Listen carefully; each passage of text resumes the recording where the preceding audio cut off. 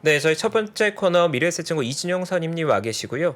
저희 첫 번째 시황 코너도 이번 주부터 다소 변동이 있습니다. 저희가 매주 고정 코너 담당자가 나오게 되고요. 이진용 선임이 매주 수요일 담당으로 다음 주부터도 매주 수요일 날 나오게 되실 예정입니다. 먼저 인사드리겠습니다. 반갑습니다. 네, 반갑습니다. 예. 어제하고 오늘 하시는 겁니까, 그럼? 예, 이번 주까지만 이제 이틀 하고 다음 주부터는 수요일의 남자로. 하루만요? 예. 좀 안타까운데요.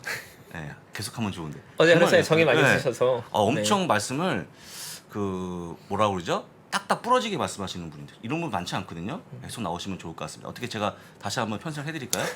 원하시면. 일단은 수요일의 남자로 만족하겠습니다. 수요일 남자로, 예. 한번 해보고. 예. 예.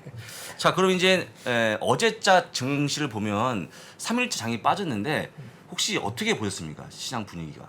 네, 말씀하신 것처럼 어제 시작은 상승 출발을 하면서 출발을 했는데 결국은 매도 물량이 더 많이 나오면서 하락 반전을 했습니다.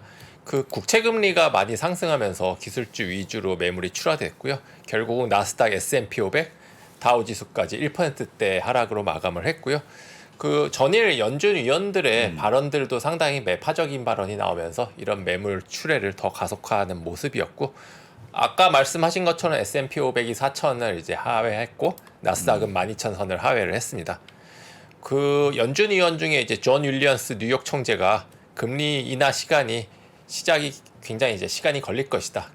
금리 인하를 하려면 그러니까 우리가 시장에서 예상했던 것보다 더 한참 뒤에 할 것이다. 그 전까지는 이제 올리겠다는 이야기거든요. 토마스 바킨 리치몬드 총재 같은 경우는 미래가 현재 굉장히 불확실하고 인플레이션이 하락하기에는 상당한 시간이 걸릴 것이다. 그 파월 의장의 의견하고 상당히 이제 동조화돼서 지금 공통적으로 매파적인 발언을 하고 있고요. 주가 자체는 어제 말씀드린 것처럼 저는 어느 정도 지금 어떤 상승 요인이 없는 상태에서 매도 욕구가 더 커진 상황입니다. 단기간에 이제 상승으로 인해서 더구나 파월 의장의 이제 이야기가 가속화되는 어떤 현상을 보여줬고요. 그래서 지금 주가 하락을 하는 모습, 오늘도 약하게 상승 출발하고 있지만은 그렇게 이제 강할 것 같지는 않은 분위기가, 결국은 다음 달에 있을 주요 이벤트까지는 시장은 조금 더 저는 지지부진할 가능성이 크다, 그렇게 생각을 하고 있습니다. 벌써 날짜가 오늘이 8월 마지막 날이잖아요. 9월엔 증시 일정 중요하게 체크해야 될 것들 뭐 어떤 게 있을까요? 9월은 정말 여러 가지로 중요한 이벤트들이 있어서 오늘 한번 간단히 정리를 해드릴 거고요. 그에 앞서서 역사적으로 9월 달이 이제 수익률이 어땠을까요? 제가 한번 부사장님한테 여쭤보고 싶은데. 저한테요? 예. 잘못 찍으셨습니다. 안 좋았습니다. 되게 안 좋았죠? 아마 제가 보기에 가장 안 좋은 달 아닙니까? 예, 정확히 알고 계십니다. 그 S&P가 90년 동안 1930년부터 지금까지 90년 평균으로 조사를 해본 결과 9월이 월간으로 가장 수익률이 안 좋았습니다. 약 1% 마이너스였는데요. 1%가 평균 마이너스면 굉장히 큰 거거든요. 큰 겁니다. 예. 그 2위가 이제 2월이 안 좋은 건데 2월이 거의 보합 정도고 나머진 다 플러스였습니다. 그렇습니다. 그러니까 압도적으로 이제 9월이 안 좋았는데, 그 표면적인 이유는 이제 미국 같은 경우는 3분기 9월 결산 펀드들이 굉장히 많은데요. 이 펀드들이 북클로징, 그러니까 이제 결산을 하면서 매도 물량이 이제 많이 나오는 경우가 많았습니다. 그러고 이제 다시 정리를 하다 보니까 그런 수급적인 부담이 좀 있었고요. 또 하나 와닿는 것은 조금 특이하게 9월 달에 주요한 이벤트들이 많았었습니다. 우리가 대표적으로 떠오를 수 있는 게 2001년에 9.11, 아, 그러네요. 그리고 2008년 리먼 사태, 또 9월이었고요. 그러네요. 2011년에는 뭐 기억하시는 분들도 있겠지만은 미국 신용 등급이 강등이 됐었고요.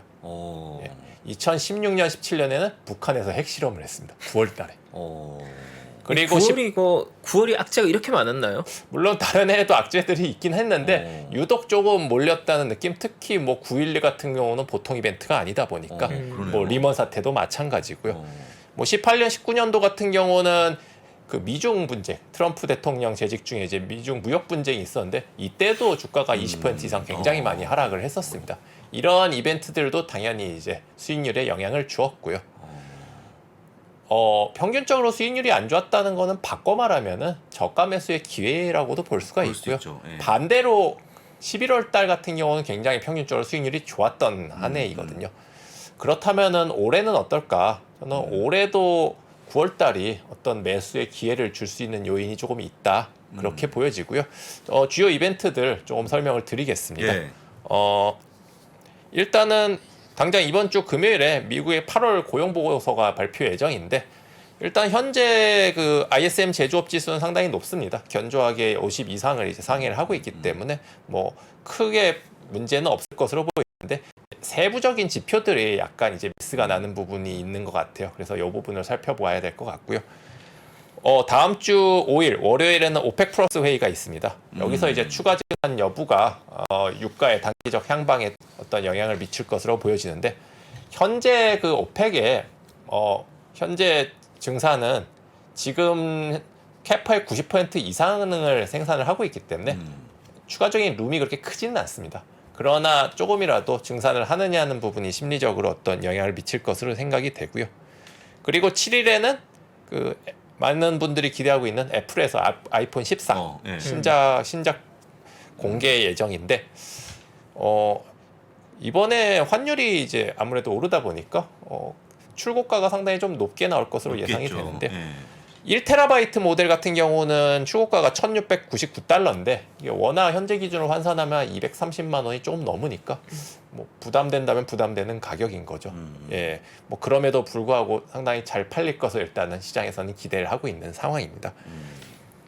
그리고 8일 목요일에 22 통화정책 회의가 있는데 50bp냐 75bp냐 뭐 말들이 많은데 아까 서두에도 말씀하셨다시피 유로존의 CPI가 심상치가 않고요. 유럽은 이래저래 진퇴양난인 상황입니다.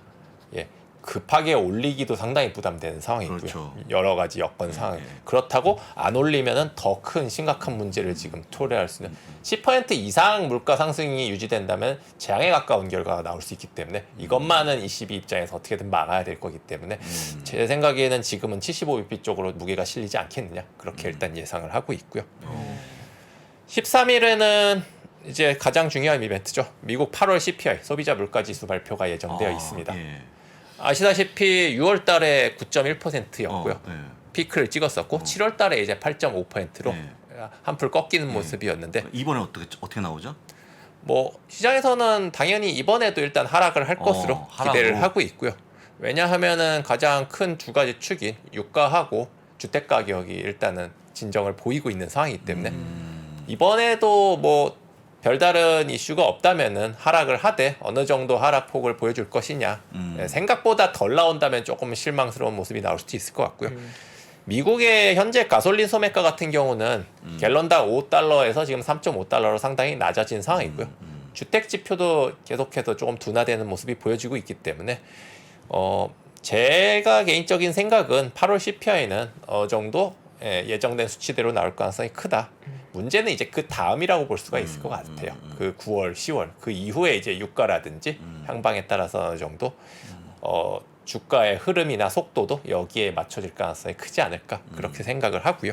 결국 이번에 9월 그 8월 CPI도 발표됐을 때 하향의 추세 자체는 시장이 예상하고 있는데 하락의 폭이 얼마나 되는지가 결국 중요할 것 같아요. 네. 시장이 결국은 인플레이션이 내려가는데 너무 느리게 내려가는 걸 걱정하고 있는 거니까 하락폭이 의미 있게 나와야 사실 FOMC 회의에 의미 있게 또 금리가 좀 결정되지 않을까 좀 네. 중요한 관점이 되겠네요. 맞습니다. 그 폭의 의미 있는 폭은 얼마 정도 하면 좋을까요? 일단 시장이 생각하기에는 그래도 8 아래 7대 정도를 기대하고 있지 않을까 생각이고요. 7.99%? 뭐 7.8? 아, 7.8%? 7.89? 개인적인 바램? 너무 낮게 그 정도 나오면 완전 환호할 것 같은데요? 그러니까요. 네. 납작이 바뀌는 거 아닙니까? 그렇죠.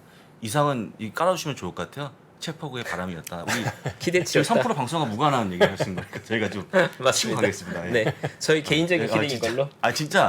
진짜 봤으면 좋겠어요. 그러니까요. 맞아요. 이제 나올지 한번 두고 봐야 될 것 같습니다. 예. 예, 만약에 7자가 앞자리에서 보여준다면은 주가는 상당히 이제 올라가겠죠. 예, 강한 상승을 기대를 할 수 있을 것 같고요. 그 바로 다음 주 20일 수요일에 미국 FOMC 회의가 예정되어 있는데 결국은 그 전주에 발표될 CPI가 여기에 대해서 결정적인 영향을 끼치지 않을까 생각을 하고요. 제가 개인적으로 보는 매수 포인트는 이 CPI 발표와 FOMC 사이의 일주일간을 주요한 이제 매수 시점으로 저는 기대를 하고 있고요. 그 전에도 어떤 이 이벤트를 전후로 해서 주가에 이제 변곡점 방향성이 이제 나타났습니다. 그 전까지는 사실 주가가 지금 현재 어떤 뚜렷한 방향성을 보여줄 만한 팩트가 없는 상황이기 때문에 결국 시장에서는 이때 이 큰 이벤트를 어떤 숨죽여 기대하고 있는 그런 상황이라고 볼 수가 있을 것 같고요. 그 뭐 종목별로 당연히 이제 편차가 있겠지만은 저는 그래서 9월 달을 어떠한 매수의 기회로 보는 게 맞지 않을까. 아 9월 달을. 예. 물론 그 전까지 이제 추가적인 주가 하락 조정도 당연히 이제 예상은 해야 되고요. 결국은 둘째 주, 셋째 주 정도에 있을 이러한 이벤트 시점을 한번 주의깊게 관찰할 필요가 있다. 물론 이제 그 외에도 뭐 우려스러운 부분이 있죠. 예를 대표적으로 유럽의 에너지 문제라든지 뭐 중국의 경기 둔화 이슈 이러한 이제 복병들이 있기 때문에 이러한 부분도 당연히 이제 체크는 해야 될 것 같습니다. 그렇습니다. 9일 금리 인상은 일단은 75bp일 가능성이 훨씬 더 높게 예측되고 있어서 네, 그렇죠. 네, 네. CPI가 이례적으로 낮지 않으면 75bp가 일단은 가능성이 높은 것 같더라고요. 근데 일단 만약에 더 앞서 발표하는 이번 주 금요일에 나오는 고용 지표는 어떻게 좀 숫자가 반으로 줄지 않습니까? 이번에 28만 명대 네네. 더 못 나오면 솔직히 금리 인상에 대한 그 근거가 좀 약해지는 게 아닌가라고 생각하지 않습니까? 그러나 이번에 숫자가 정말로 뭐 의미 있게 심각하게 바뀌지 않는 한은 페드는 기존의 정책을 밀고 나갈 가능성이 전 크다고 생각이 되고요. 그 전에 이제 파월 의장의 어떤 발언이나 뉘앙스 자체는 그런 의지를 전 보여줬다고 생각을 하기 때문에 어떤 그 전에 우리가 이제 소위 말하는 이제 비둘기적인 파월의 모습에서 조금은 지금 바뀐 상황으로 보는 게 낫지 않나 그렇게 생각을 합니다. 또 말이 나온 김에 갑자기 속보가 떴는데 속보 잠깐 얘기하고 예, 넘어가겠습니까? 그렇죠. ADP 민간 고용 지표가 발표가 됐습니다. 예상치 27만 명인데 13만 2천 명 반토막 났습니다. 그래서 선물이 올라갑니다. 금리 인상에 대한 조금 이제 근거가 부족하다라는 쪽 가기 때문에 물론 이제 장 시작해봐 알겠지만 지금 나오는 다시 한번 참여 잡으시면 좋을 것 같은데요. 27만 명 예상에 13만 2천 명 발표가 됐습니다. 좀 줄었고 제가 다시 볼게요.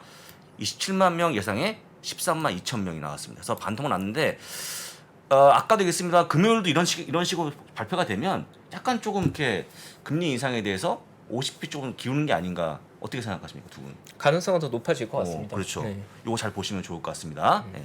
계속 하시면 좋을 것 같습니다. 예, 뭐 현재까지는 배드 와치 기준으로는 뭐 75bp 쪽이 이제 조금 더 높긴 한데 그렇죠. 약 7대 3 정도로 이제 그렇죠. 75에 기울어져 있는데 이렇게 어떤 의미 있는 경제적 지표가 호조로 나온다면은 부사장님 말씀처럼 조금 변화가 있을 수도 있으니까 이 부분 관심 있게 보면 될 것 같고요. 현재로서는 일단은 9월 달은 이렇게 이제 중요한 이벤트가 있고 투자자분들 입장에서도 어떤 좋은 기회를 삼을 수 있는 한 달이 되지 않을까 개인적으로 기대를 하고 있습니다. 그리고 뉴스 업데이트된 것 중에 아마 투자자들이 관심 많은 반도체 업종 관련 뉴스 업데이트된 게 CT 쪽에서 10년대 최고의 반도체 겨울이 오고 있다 이런 뉴스 있던데 그건 뭐 어떻게 봐야 될까요 우리가? 사실은 뭐 많은 투자자분들이 반도체 국내 투자자분들이 투자를 하고 있고 가장 관심이 많은 섹터이다 보니까 이 뉴스에 비해서 상당히 불안감을 느끼실 것 같아요. 지금 현재 반도체 시장이 어떤지 그리고 어떻게 전개가 될지 오늘 간단하게 좀 정리를 해드리겠습니다. 우선 CT 같은 경우는 말이 바뀐 게 얼마 안 됐는데요.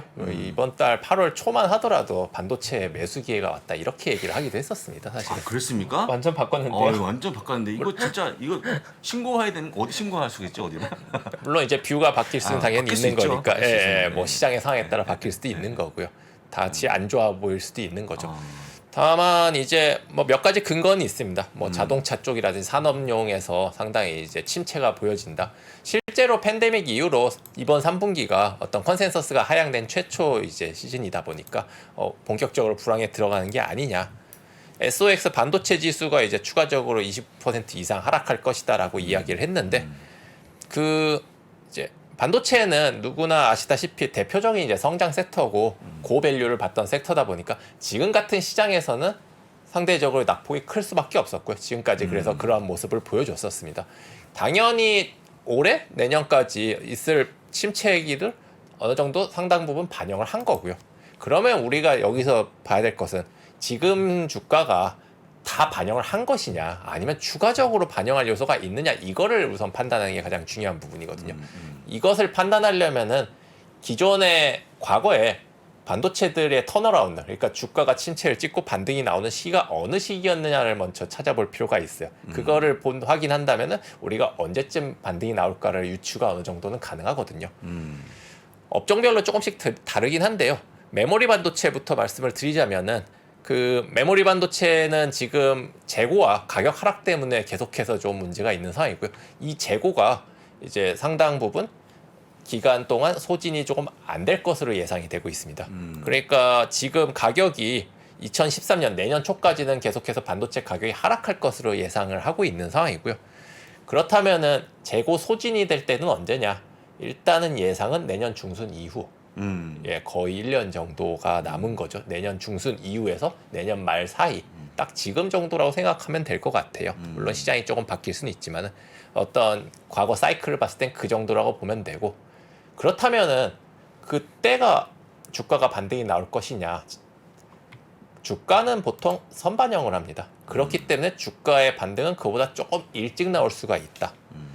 그러니까 이게 과거 사이클 같은 경우는 메모리 가격 반등이 나올 때가 아니라 가격의 하락이 멈췄을 때 주가는 이미 반등이 시작됐어요. 대표적인 게 2016년과 2019년에 SK 하이닉스, 마이크론 같은 업체의 주가를 보시면 한 해 만에 2배, 3배씩 올랐었는데 이때가 업황이 좋았느냐? 그게 아니었습니다. 안 좋았습니다. 안 좋았는데 주가가 반등이 시작했을 때 뭔가가 있나? 일반 투자자분들은 왜 갑자기 이렇게 많이 오르지? 이랬었거든요. 그렇다면 투자자분들이 이 부분을 명심하셔야 되세요. 주가가 지금 다들 반도체 안 좋다 하면은 팔아야 돼, 기다려야 돼 이거냐? 기다릴 수도 있지만은 주가가 그거보다 더 먼저 올라간다는 분은 반드시 명기를 해야 되고요. 메모리 반도체의 가격이 어느 정도 진정이 되는 모습? 저는 이제 그게 내년 초 정도면은 조짐이 나올 수 있다. 실제로 주가는 지금 오르진 못하지만 그렇다고 더 이상 빠지진 않아요. 지난달부터 해서. 마이크론도 마찬가지고 삼성전자, 하이닉스도 마찬가지입니다. 바닥은 유지하고 있거든요. 그렇다면 우리가 반등이 나오는 시기를 정확하게 계산은 못하더라도 주가의 하방에 대한 경직성은 어느 정도 확보를 한 게 아니냐. 저는 개인적으로 그렇게 생각을 하고요. 어떤 장기적인 투자자 입장에서는 어찌 보면 좋은 매수의 기회를 주는 시점이 아닌가 그렇게 생각이 되고요. 그 부장님 같은 경우는 지금이 반도체를 살 때라고 보시나요? 팔 때라고 보시나요? 반도체요? 반도체 엔비디아를 제가 요즘에 조금 마음이 아파하고 있습니다. 저한테 많은 질문이 이어지고 뭐 장방꿀 얘기까지 나오기 때문에 제가 요즘에 웬만하면 얘기 안 하는데 하필 또 질문하셔갖고 저는요 반도체처럼 이렇게 좋다 나쁘다 의견이 갈리는 업종이 별로 없는 것 같아요. 갈리고 있는 그런 모습인데 솔직한 얘기로 실적 대비 주가가 너무 크다라고 생각하는 사람 중에 한 사람이기 때문에 가져가면 좋은데요. 지금 근데 딱 개별적으로 꼽기는 지금 힘들기 때문에 아까 얘기한 것처럼 반도체 ETF 쪽에 관심을 가지면 어떨까. 물론 3배짜리, 1배짜리, 뭐 속스, 그 다음에 SMH 로 가져가시면 이거보다 더 빠지기는 어려울 것 같아요. 저는요 개인적으로. 그래서 아까 얘기처럼 CT가 말 뒤집지 않았습니까? 반드시 그거에 대한 응당 책임을 받을 것이다 라고 보기 때문에 가져가면 좋을 것 같다. 또 솔직한 얘기로 지금 멀티플이 많이 내려갔지 않습니까? 내려갔기 때문에 충분히 좋은 구간이라고 보니까요 참고하시면 좋을 것 같습니다. 예, 그 뭐 당연히 투자자분들별로 상황이 다 다르기 때문에 답이 있는 것은 아닙니다. 보유자는 이거를 매도해야 되냐 홀딩해야 되냐 고민을 해야 되는 거고 신규 매수자는 지금 매수할 것이냐 그렇죠. 혹은 대기할 그렇죠. 것이냐 다 상황이 다르기 때문에 답이 있는 것은 아닌데요. 뭐 원론적인 얘기로 하자면은 말씀하셨다시피 밸류에이션이 상당히 축소가 된 상황이고 어떤 종목들 같은 경우는 뭐 한 자릿수 밸류까지 나오고 있는 상황이고 그렇습니다. 예, 그렇다 보니까 우리가 뭐 항상 과거에서 이제 배우자면은 이런 시클리컬 업종의 투자 관점은 항상 조금 더 앞서서 생각을 해야 된다. 한 타이밍 빠른 매수도 필요하다. 이 부분을 염두에 둬야 될 것 같다 말씀드리고 싶고요. 뭐 많은 분들이 관심을 가지는 엔비디아 간단히 코멘트를 말씀을 드리자면은 아니 말씀하시지 왜 저한테 물어보고 그 직접 준비한 원고를 그대로 하시면 됩니다. 저한테 물어보지 마시고 너무 답답했습니다. 예. 좋은 얘기라고 믿겠습니다. 예. 엔비디아 같은 경우는 실제로 상황이 많이 안 좋습니다. 안 좋고요. 예. 계속하시죠. 예. 예. GPU 가격이 내년까지는 계속 조정이 될 것으로 예상이 되고 있습니다. 왜냐하면 이 부분에 대한 재고 소진이 필요하고요. 실제로 게이밍 부분이 계속해서 조금 악화가 되고 있다는 부분. 결국은 엔비디아의 실적은 이제 줄어드는 게이밍 부분, 그에 비해 이제 상승하고 있는 데이터 센터 부분, 이 두 개가 이제 합쳐지는 건데요. 당장 내년부터는 매출이 역전이 됩니다.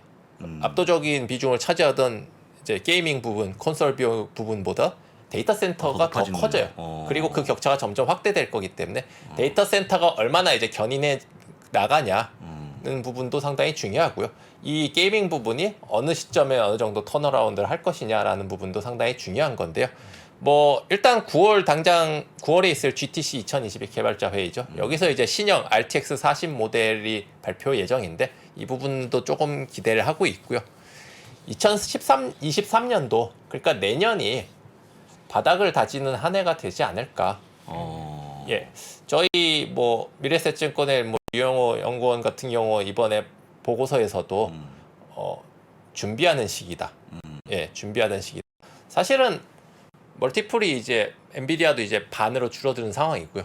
예, 60배가 넘던 멀티플이 지금 30배까지 상당히 줄어든 상황이고 그 매년 뭐 고성장을 기록하던 회사가 갑자기 이제 매출이 정지했으니까 성장이 정지했으니까 사실은 이 정도 조정을 받을 수밖에 없었던 거고요. 그러나 이게 이제 전형적인 이제 사이클 업체의 특성상 다시 반등하는 순간 몇 년 전에 보여줬었던 폭발적인 성장도 얼마든지 가능하다.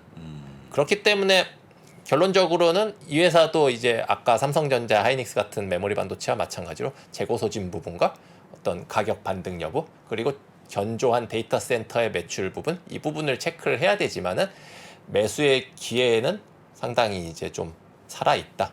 저는 개인적으로 긍정적으로 보고 싶습니다. 네. 좋은 얘기였습니다.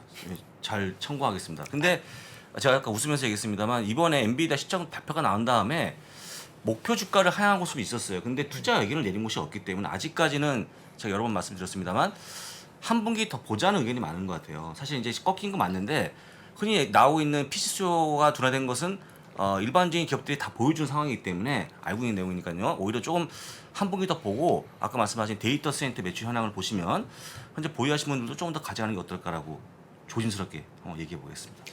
예, 저도 뭐 매수자와 이제 매도 그러니까 보유자의 관점이 다르기 때문에 뭐 정확하게 매수냐 매도냐의 말씀을 드리는 것보다는 지금 가격이 상당히 이제 저렴한 부분이고 장기 투자자 입장에서는 상당히 매력적인 투자 기회를 제공하고 있다 이렇게 말씀을 드리고 싶습니다. 네. 네, 감사합니다. 네, 감사합니다. 그 어제 얘기했던 요것만 듣고 끝내면 될 것 같아요.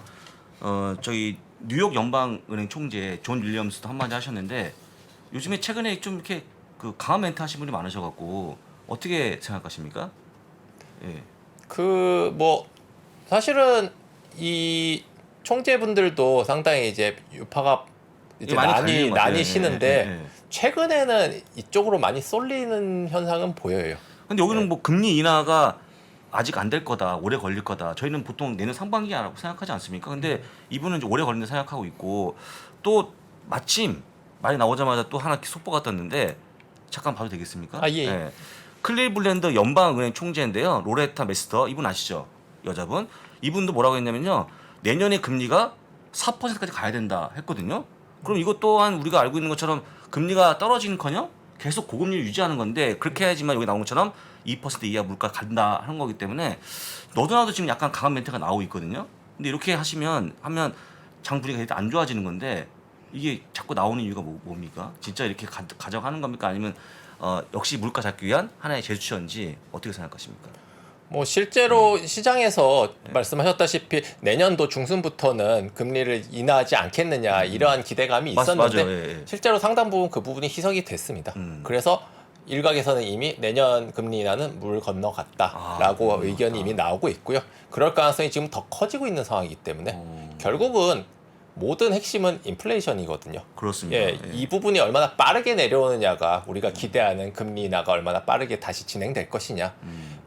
파월 의장이 이제 강경한 발언을 얘기한 것도 본인이 이제 예전에 뭐 볼커 의장의 말까지 인용하면서까지 강경한 모습을 보인 것도 저는 나름의 의미가 있는 제스처라고 보여지거든요.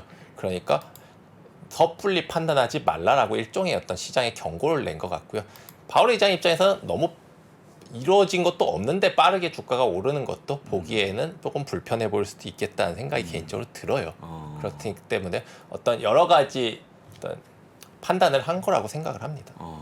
그렇습니다.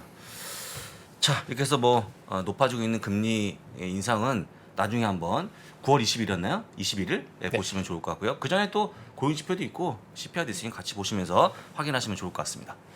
네, 저 이진용 선유님과 9월 일정 체크해봤고 반도체 업황 체크해봤고요. 일단은 9월 13일 발표된 8월 CPI가 9월의 메인 키 이벤트가 될 것 같고 그날 맞춰서 글로벌 라이브에서도 깊이 있는 분석 준비하겠습니다.